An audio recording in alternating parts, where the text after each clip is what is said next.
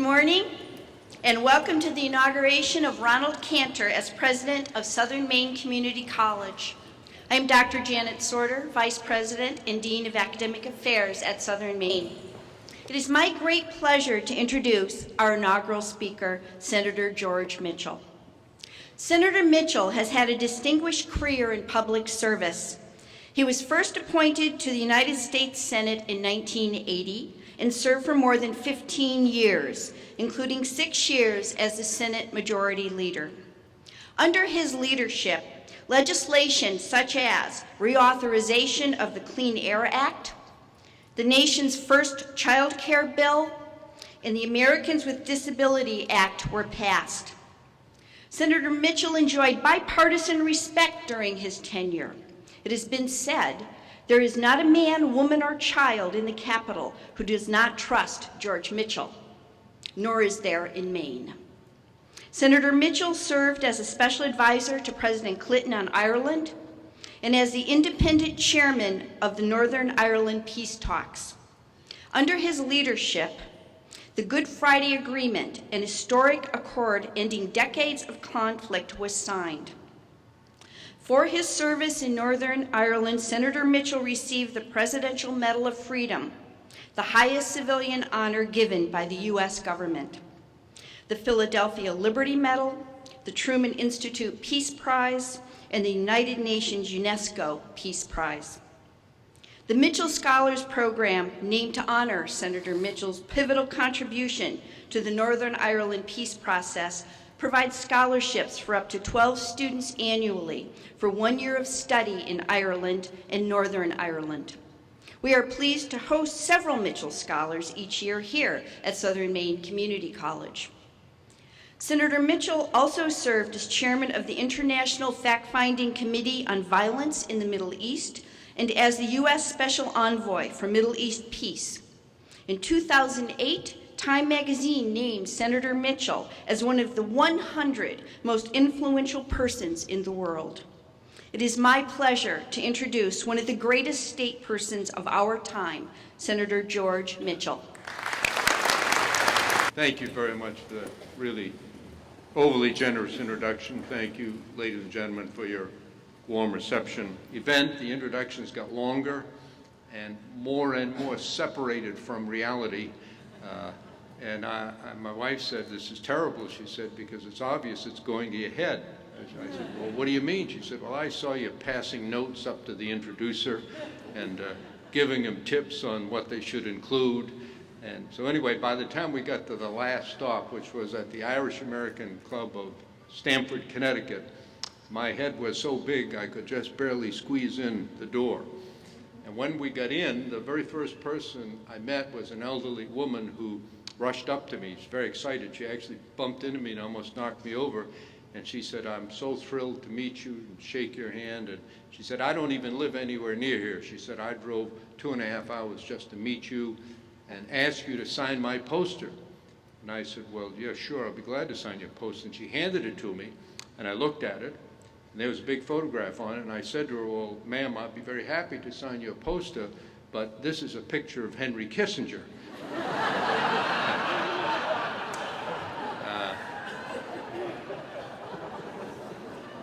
She said, you're not Henry Kissinger? I said, no, I'm not. She said, well, who the heck are you anyway? And when I told her, her jaw dropped and she said, oh, that's terrible. She said, I drove 2.5 hours to meet Henry Kissinger and all I've got is you. So it brought me back to earth by joining all of you in offering my congratulations to Dr. Cantor on his inauguration today as president of Southern Maine Community College. This is an outstanding institution, and I know that we're all pleased that the college will continue to have the benefit of an outstanding leader in Dr. Cantor. Since his arrival in Maine, he's had a positive impact on the campus. He's a man of energy and experience, and he's keenly aware of the importance of SMCC to the people and to the economy of Maine. His commitment to excellence, his commitment to being an integral part of this community will stand him and this institution in good stead. Just in the next 6 years, the demand for workers with some form of education beyond high school is expected to grow 7 times more than the demand for high school students, high school graduates. 15,000 workers with some post-secondary education will be needed in Maine in the next 6 years. 15,000. Increasingly, Maine employers will need workers with higher levels of training and education. Southern Maine Community College is critical to the effort to meet that demand. I was the 12th federal district court judge in the 225 years of the history of that court. In that position, I had great power, and the one I most enjoyed exercising was when I presided over what are called naturalization ceremonies. They're citizenship ceremonies. A group of people who come from every part of the world, who'd gone through the required procedures, gathered before me in the federal courtroom here in Portland or in Bangor. I administered to them the oath of allegiance to the United States, and by the power vested in me under our Constitution, I made them Americans. It was always a very emotional ceremony for me because my mother was an immigrant, my father the orphan son of immigrants. Neither had any education. My mother could not read or write. She worked the night shift in textile mills for 40 years. My father was a janitor at Colby College. But because of their efforts, and more importantly, because of the openness of American society, I, their son, was able to get the education they never had, and then was able to go on and become the majority leader of the United States Senate. After every one of these ceremonies, I spoke personally with each new American, individually or in family groups. They told me of their hopes, their fears, their dreams, many of them of the difficulties they had in becoming citizens. Their stories were all inspirational. They were different, but through them ran some common themes, best summarized by a young Asian man. When I asked him why he came, replied in very slow and broken English. I came, he said, because in America, everybody has a chance.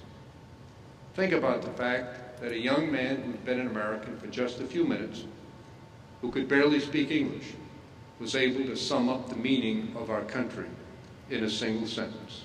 America is freedom and opportunity. Neither can be complete without the other. If we want everyone to not only have, but to enjoy the blessings of freedom, we must make sure that they also have opportunity. And in the 21st century and beyond, that means education, knowledge, and skill. Under the leadership of Dr. Cantor, and with his commitment to that vision, and with the great faculty and staff that exists here at SMCC, I know that this institution will make a critical contribution to success for thousands of Mainers and to our state as a whole. Thank you very much for being here. Thank you, Dr. Cantor, for inviting me.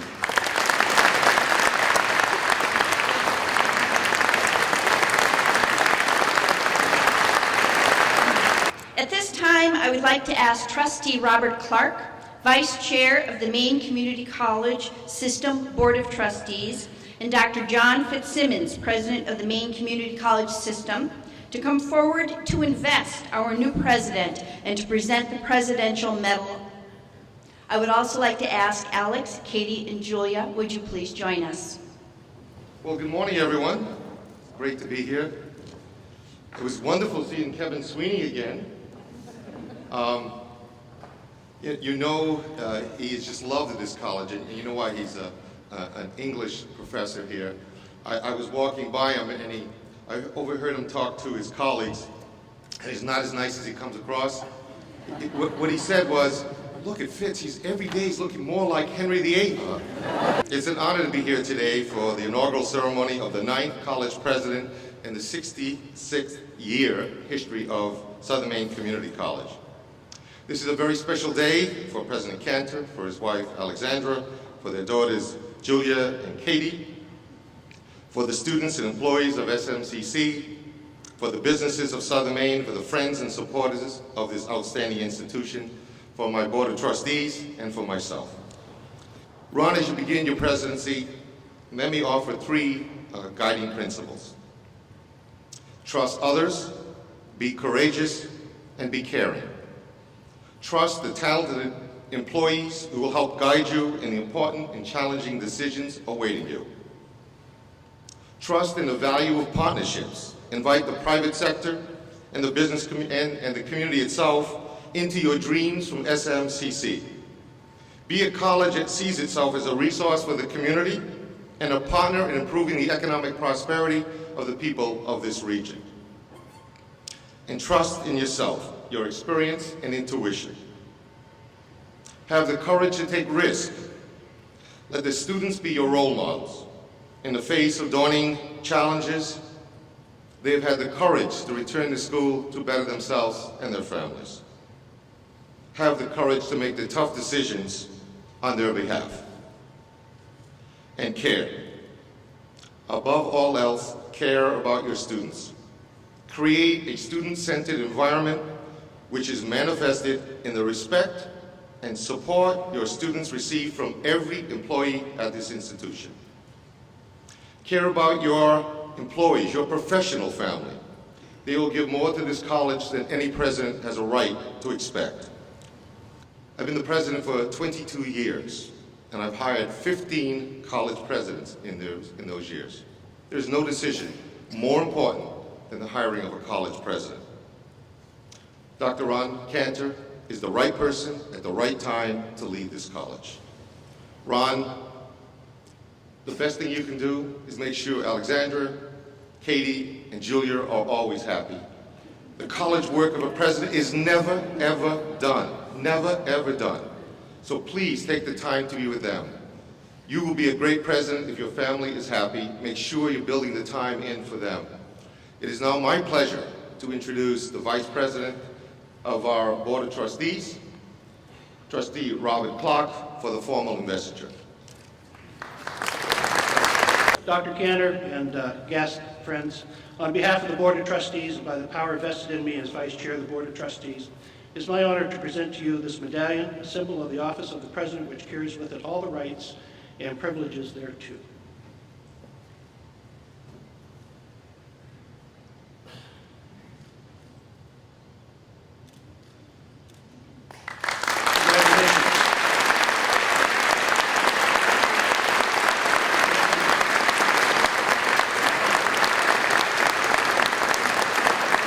Ladies and gentlemen, it is my pleasure to introduce to you Dr. Ronald G. Cantor, President of Southern Maine Community College.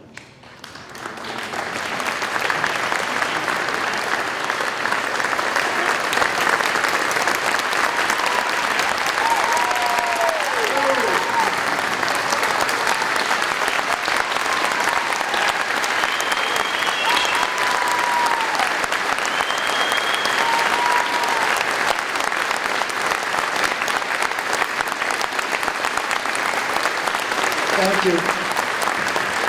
Wow. Thank you. I am humbled and deeply honored to stand before you on the South Portland campus of this remarkable college.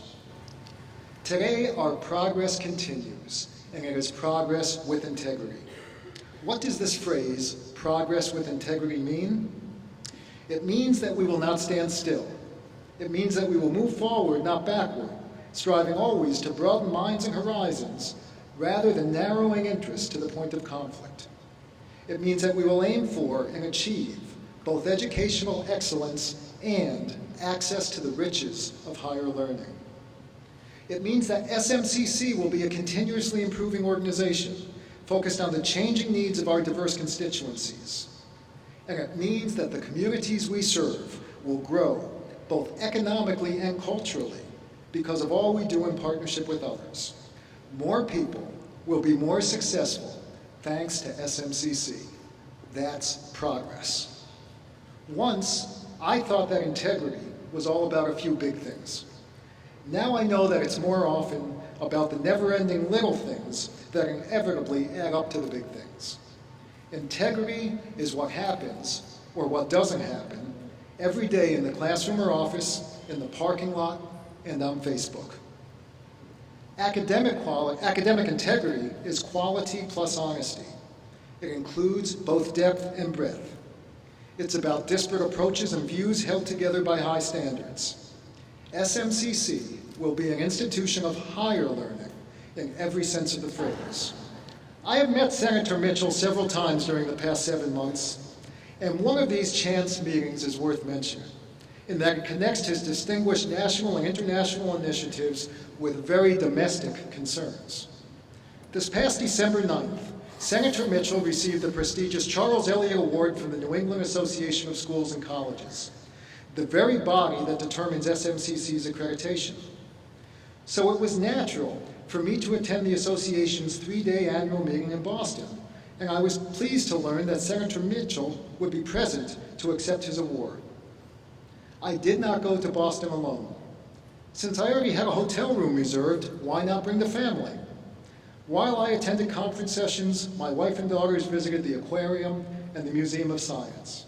We caught up as a family when time allowed. So picture the very end of a 3-day personal, professional family visit to Boston with mom, dad, and 2 young daughters. The final conference event was Senator Mitchell's acceptance speech. As soon as it concluded, I rushed upstairs to gather my family and check out of the hotel. The scene was chaotic.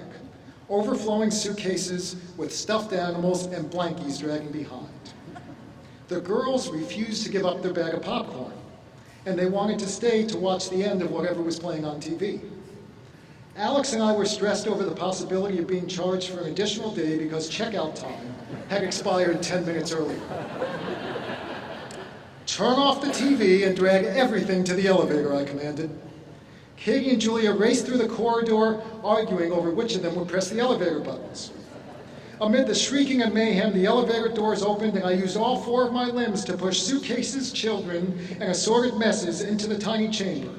My head bent to watch assorted personal items fall through half-open zippers to the floor.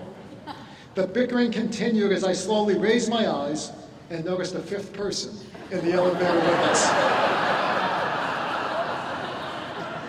Crammed tightly into the corner of the elevator, with his small suitcase held in front of him for protection, was none other than a smiling Senator George Mitchell. Fortunately, he had already accepted my invitation to speak here today. And being a man of his word, even my family's domestic disturbance has not deterred him.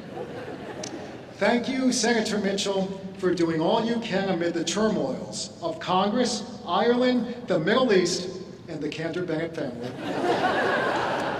President Eugene Tobin of Hamilton College said it best a dozen years ago. A college does not belong to today's students, faculty, staff, donors, or alumni. Even those of us who put everything we have into helping the college succeed can make no lasting claims of ownership, for we are but generational stewards. Southern Maine Community College belongs to its proud past, its vibrant present, and its promising future. Thank you.